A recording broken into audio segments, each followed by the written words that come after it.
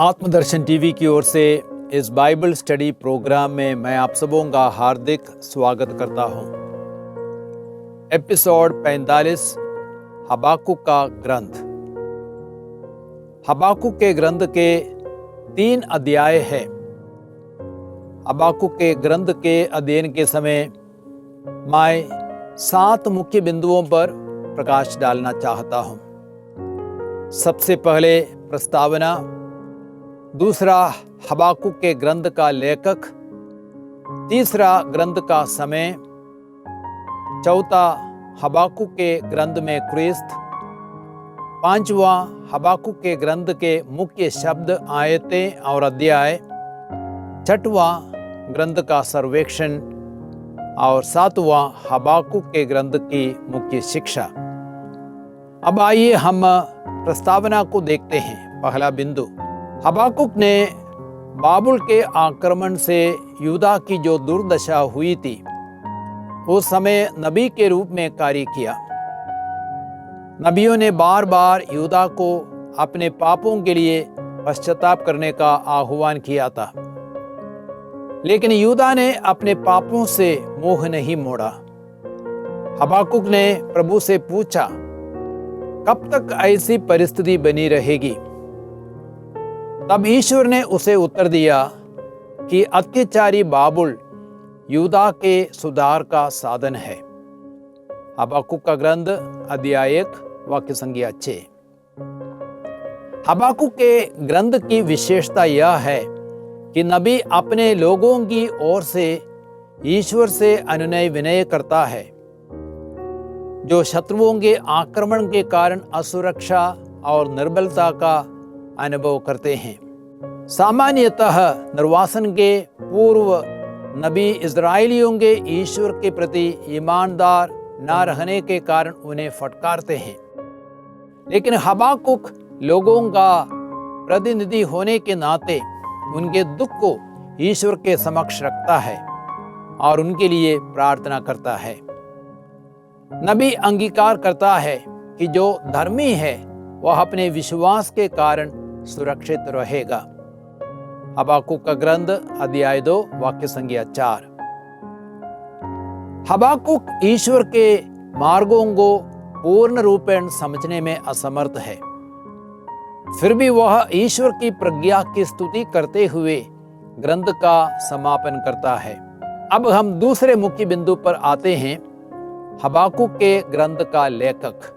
हबाकुक 12 गौण नबियों में से एक है। नबी ग्रंथ के प्रारंभ में लिखता है, दिव्य दर्शन में नबी हबाकुक को प्राप्त ईश्वर की वाणी, अध्याय 1 वाक्य संख्या 1। और अंत में लिखता है हबाकुक नबी की प्रार्थना, अध्याय 3 वाक्य संख्या 1।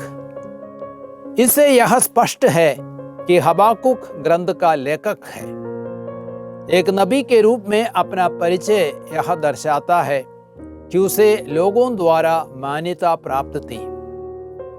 हबाकुक की प्रार्थना के अंत में उसने लिखा है, संगीत निर्देशक के लिए तार वाद्यों पर, अध्याय 3 वाक्य संख्या 19। यह इसलिए हो सकता है कि वह संभवतः पुरोहित भी था और यरूशलेम मंदिर की आराधना से भी जुड़ा था। दानियल के ग्रंथ में हमें हबाकुक का उल्लेख मिलता है। जब दानियल दूसरी बार सिंहों के कड में डाला गया था, प्रभु ने दानियल के पास भोजन पहुंचाने और उसे जीवित रखने के लिए हबाकुक का इस्तेमाल किया। प्रभु के दूत ने उसके सिर के केश पकड़कर उसे अपनी पावन शक्ति के झोंकों से ले जाकर बाबुल में कड के पास छोड़ दिया। दानियल के ग्रंथ अध्याय 14 वाक्य संख्या 34 से 36 तक। अब हम तीसरे बिंदु पर आते हैं, ग्रंथ का समय। विद्वानों का मानना है कि हबाकुक ने अपनी नबी सेवा लगभग 675 ईसा पूर्व के बाद और यरूशलेम के पतन से पहले की थी। ग्रंथ की रचना संभवतः यूदा के राजा यहोयाकीम के शासन काल में हुई थी। यहोयाकीम एक विधर्मी राजा था जो यूदा को विनाश की ओर ले चला। उसने अपने पूर्वजों की तरह वही किया जो प्रभु की दृष्टि में बुरा है। राजाओं का दूसरा ग्रंथ अध्याय 23 वाक्य संख्या 37। उस समय बाबुल के राजा नेबुकदनेस्सर के शासन काल में बाबुल का उदय हो रहा था और बाबुल एक शक्तिशाली साम्राज्य बन रहा था। ग्रंथ ऐसे समय लिखा गया जब बाबुल द्वारा आक्रमण बहुत ही निकट प्रतीत होता है। देखे अध्याय 1 वाक्य संख्या 6, अध्याय 3 वाक्य संख्या 16। नबुकदनेस्सर के पिता नबोपोलासर के समय बाबुल बहुत शक्तिशाली राष्ट्र बन गया और 612 ईसा पूर्व में उसने असुर की राजधानी निनवे का विध्वंस किया। जब नबुकदनेस्सर राजा बना, उसने उसी वर्ष पहली बार यहूदा पर आक्रमण किया और 10,000 कुलीन लोगों को यरूशलेम से बाबुल ले गया। हबाकुक ने बाबुल द्वारा यहूदा पर आक्रमण के पहले भविष्यवाणी की थी। अतः संभव है ग्रंथ की रचना 607 ईसा पूर्व में हुई थी। अब हम चौथे बिंदु पर आते हैं। हबाकुक के ग्रंथ में क्रिस्त उद्धार यानी रक्षा, यह शब्द 3 बार हबाकुक में आता है, जो मूल शब्द है जिसे ईसा नाम की उत्पत्ति हुई है। मत्ती का सुसमाचार अध्याय 1:21। जब वह दूसरी बार आएगा, जिस तरह समुद्र जल से भरा है, उसी तरह देश प्रभु ईश्वर की महिमा के ज्ञान से भरा होगा। अध्याय 2 वाक्य संख्या 14। अब हम 5वें बिंदु पर आते हैं। हबाकुक के ग्रंथ के मुख्य शब्द एवं आयतें। मुख्य शब्द है जो धर्मी है वह अपनी धार्मिकता के कारण सुरक्षित रहेगा। अध्याय 2 वाक्य संख्या 4। हबाकुक यह जानना चाहता है क्यों ईश्वर विधर्मियों को दंड नहीं देता है। जब ईश्वर यह प्रकट करता है कि वह अत्याचारी बाबुल को यहूदा के सुधार के लिए इस्तेमाल करता है, वह चिंतित है क्योंकि बाबुल यहूदा से भी भ्रष्ट है। ईश्वर का जवाब यह है कि वह सबसे बुरी परिस्थितियों में भी ईश्वर पर विश्वास कर सकता है, क्योंकि वह प्रज्ञा, भलाई एवं सामर्थ्य से परिपूर्ण है। परिस्थितियां जितनी भी विपरीत क्यों न नजर आए, ईश्वर अपने सिंहासन पर विराजमान है और वह संसार का अधिपति एवं शासन करता है। वह देर से क्रोध करता है, किंतु अंत में वह सब बुराइयों के लिए दंड देगा। इसलिए धर्मी उस पर हमेशा भरोसा रखें। अब हम देखें मुख्य आयतें।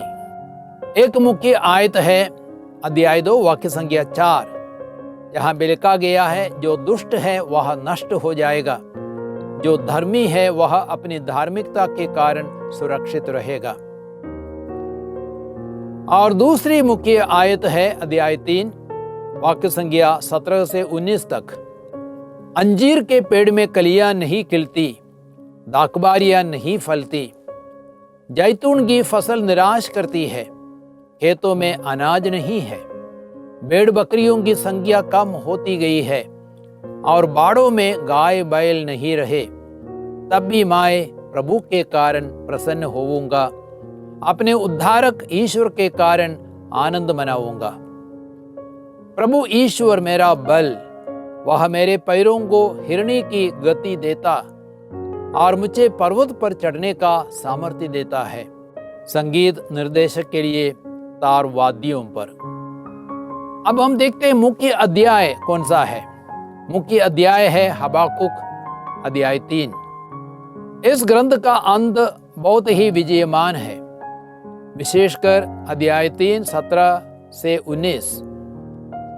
ग्रंथ के प्रारंभ में बहुत अनिश्चितता प्रकट थी, लेकिन यह निश्चितता में अंत होती है।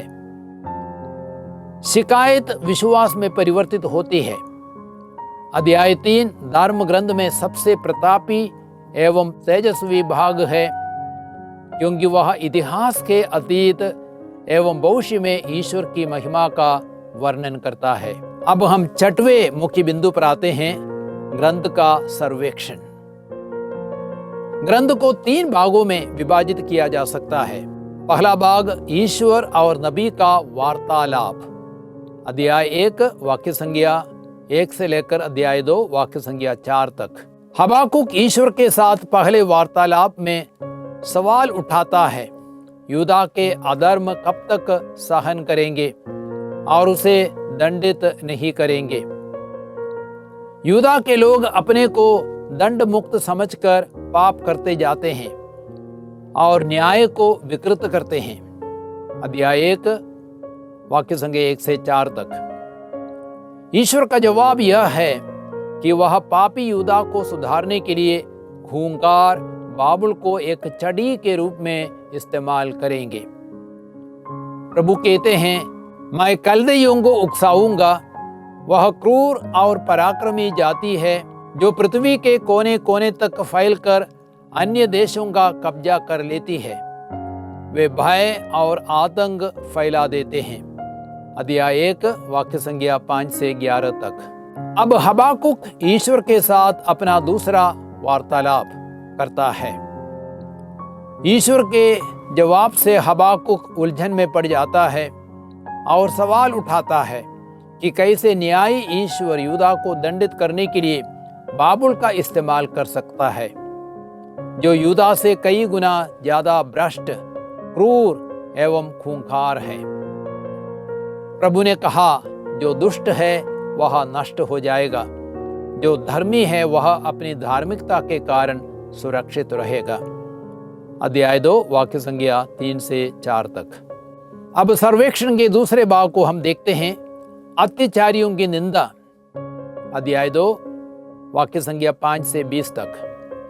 हबाकुक के सवाल के जवाब में प्रभु कहता है कि अत्याचारी बाबुल अभिशप्त है, क्योंकि उसे धन का लालच है। उसने दूसरे राष्ट्रों को लूटा है, अब अन्य सब राष्ट्र उसे लूटेंगे। अध्याय 2 वाक्य संज्ञा 5 से 8 तक। उसने दूसरों का विनाश करना चाहा, वह अपना ही नाश करेगा। अध्याय 2 वाक्य संज्ञा 9 से 11 तक। बाबुल ने हिंसा और खून से नगर बनाया है, लेकिन वह अंत में भस्म हो जाएगा। अध्याय 2 वाक्य संज्ञा 12 से 14 तक। उसने अपने पड़ोसियों को विष मिलाकर शराब पिलाई है और उनके मवेशियों का वध किया है। अब उस पर भी हिंसा और आतंक टूट पड़ेगा। अध्याय 2 वाक्य संज्ञा 15 से 17 तक। वह इसलिए भी अभिशप्त है क्योंकि उसने मूर्ति पूजा की है। अध्याय 2 वाक्य संज्ञा 18 से 19 तक। ईश्वर बाबुल के पापों से अवगत है, लेकिन यूदा भी उन्हीं पापों के कारण दोषी है। अंत में प्रभु कहते हैं, प्रभु अपने पवित्र मंदिर में विराजमान रहता है, उसके सामने समस्त पृथ्वी मौन रहे। अध्याय 2 वाक्य संज्ञा 20। अब हम सर्वेक्षण के तीसरे भाग को देखते हैं, हबाकुक का भजन। अध्याय 3 वाक्य संज्ञा 1 से 19 तक। हबाकुक अपने ग्रंथ को प्रभु के आदर में एक भजन द्वारा अंत करता है। वह प्रभु की प्रशंसा करता है, उसके महान कार्यों एवं उसकी महिमा के लिए, उसके अपार सामर्थ्य के लिए, उसके अपनी प्रजा के उद्धार एवं रक्षा के लिए। परिस्थिति कुछ भी हो, कितनी भी निराशाजनक क्यों न हो, अंत में नबी प्रभु पर पूर्ण भरोसा रखता है और कहता है, मैं प्रभु के कारण प्रसन्न होऊंगा, अपने उद्धारक ईश्वर के कारण आनंद मनाऊंगा। प्रभु ईश्वर मेरा बल है, वह मेरे पैरों को हिरणी की गति देता है और मुझे पर्वत पर चढ़ने का सामर्थ्य देता है। अध्याय 3 वाक्य संज्ञा 18। अब हम अंतिम बिंदु पर आते हैं, अर्थात 7वां बिंदु, हबाकुक के ग्रंथ की मुख्य शिक्षा। पहली शिक्षा यह है, बाबुल द्वारा अत्याचार यूदा के सुधार का साधन है। धर्मियों को विधर्मियों द्वारा सताए और लूटे जाने से नबी बहुत दुखित होता है। जब वह ईश्वर से निवेदन करता है तब उसे ईश्वर से उत्तर मिलता है कि अत्याचारी बाबुल यूदा के सुधार का साधन है। अध्याय 1 वाक्य संख्या 6। हमारे जीवन में भी जब दुख, कष्ट, अत्याचार एवं रोग बीमारियां आती है, उनके पीछे प्रभु का एक उद्देश्य यह हो सकता है कि प्रभु उनके माध्यम से हमें सुधारना एवं शुद्ध करना चाहते हैं। दूसरी मुख्य शिक्षा है, धार्मिक मनुष्य अपने विश्वास द्वारा जीवन प्राप्त करेगा। जैसे योब और स्तोत्र ग्रंथ अध्याय 74 में यह प्रश्न उठाया गया है, वैसे ही नबी यह प्रश्न उठाता है कि विधर्मी क्यों फलते फूलते हैं, प्रभु दुष्टों का विश्वासघात क्यों सहते हैं जब वे धर्मियों को निगल जाते हैं। उसका जवाब यह है कि अत्याचारी बाबुल यूदा के सुधार का साधन है। दूसरा जवाब यह है कि भले ही ईश्वर न्याय करने में विलंब करता हो, फिर भी वह अपने ही समय में अवश्य न्याय करेगा। जो गरीबों का शोषण करता है, उन पर अवश्य प्रभु का क्रोध भड़क उठेगा। युगांत में यूदा का उद्धार हो जाएगा और विधर्मियों का विनाश हो जाएगा। नबी यह सिद्धांत प्रस्तुत करते हैं, धार्मिक मनुष्य अपने विश्वास द्वारा जीवन प्राप्त करेगा। अध्याय 2 वाक्य संख्या 4। तीसरी मुख्य शिक्षा है, परिस्थिति कितनी भी निराशाजनक क्यों ना हो, हमें प्रभु पर भरोसा रखना है। घोर अत्याचारी राष्ट्र बाबुल द्वारा पापी यूदा पर आक्रमण का संदेश मिलने पर नबी उलझन में पड़ गया और उसने सवाल उठाया कि कैसे न्यायी ईश्वर यूदा को दंडित करने के लिए बाबुल का इस्तेमाल कर सकता है, जो यूदा से कई गुना ज्यादा भ्रष्ट, क्रूर एवं खूंखार है। लेकिन अंत में नबी ने प्रभु के सामने आत्मसमर्पण किया और कहा, अंजीर के पेड़ में कलियां नहीं खिलती, दाखबारियां नहीं फलती, जैतून की फसल निराश करती है, खेतों में अनाज नहीं है, भेड़ बकरियों की संख्या कम होती गई है और बाड़ों में गाय बैल नहीं रहे, तब भी मैं प्रभु के कारण प्रसन्न होऊंगा, अपने उद्धारक ईश्वर के कारण आनंद मनाऊंगा। प्रभु ईश्वर मेरा बल है, वह मेरे पैरों को हिरणी की गति देता और मुझे पर्वत पर चढ़ने का सामर्थ्य देता है। हबाकुक अध्याय 3 वाक्य संख्या 17 से 18। आपने हबाकुक के ग्रंथ का कुछ अध्ययन किया है। अब मेरी आशा है आप उस ग्रंथ को पढ़ेंगे और अच्छी तरह उसको समझने में सक्षम बनेंगे। तो प्रभु आप सबों को आशीर्वाद दे। पिता, पुत्र, पवित्र आत्मा के नाम पर आमीन। जय यीशु।